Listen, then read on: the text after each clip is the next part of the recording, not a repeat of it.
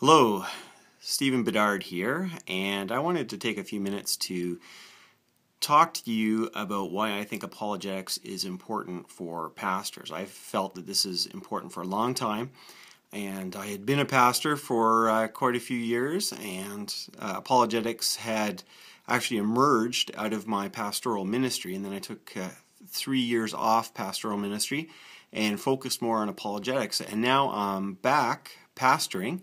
And I am even more convinced of the importance of apologetics for pastors. And to talk about that, I want to think about the actual label that ministers at churches use. And most often, at least in the Protestant tradition, we use the term pastor. And what does pastor mean? Pastor specifically means shepherd. It's a word for shepherd. There's no difference in Greek between pastor and shepherd. It's the exact same word. So what does a shepherd do? A shepherd provides for the needs of the sheep. And so in terms of being a pastor of a church, that's through prayer and preaching and worship and visitation and all those things. Very important to do for a pastor. But another role for the shepherd is that of protecting the sheep. And that is something that a pastor does as well, because there are attacks against the Christian faith by different places, whether it's from atheists or wherever. It is a time when people have more and more access to critical attacks against Christianity, whether that's online or on documentaries or movies or TV shows or articles elsewhere.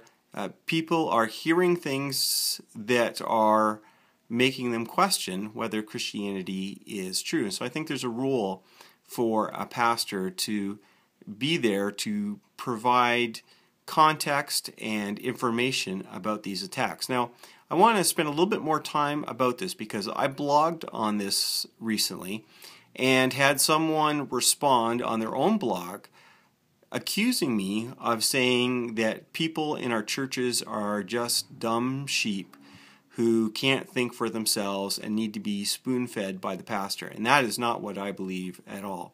I believe that a lot of the people in my church are smarter than I am. They are very gifted in numerous areas. We have doctors and lawyers and all kinds of other people who really are well-trained and very intelligent. I'm not taking that away at all.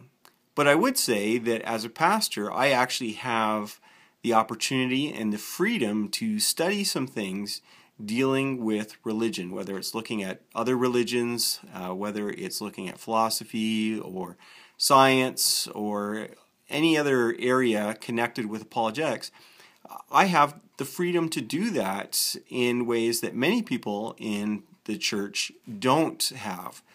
And so that's an opportunity for me to share that information. But my expectation is never that I'm going to get up in the pulpit and tell people in my congregation not to think for themselves, that they shouldn't read or research, but rather they should just listen to me. I never want that to be the case. I want to provide information, to provide context in which some of these attacks come in, and to give them the tools to understand for themselves what is going on.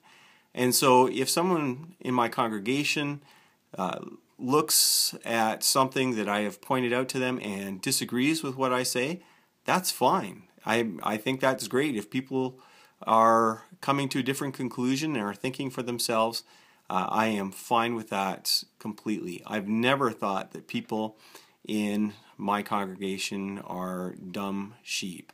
I'm simply saying my role as a pastor is to protect, and I protect through teaching and through information, not through telling people what to believe, but to demonstrate that there is more going on than what they're hearing in that documentary or on that blog or wherever else that they have heard something critical about Christianity. I think it is good for Christians to be thinking. I think it's actually good for Christians to be doubting. I believe that it's in the midst of doubting that you learn more about your faith. So I'm not trying to squash any doubts or anything like that. I just want to provide the tools so that people in my congregation can get to the truth.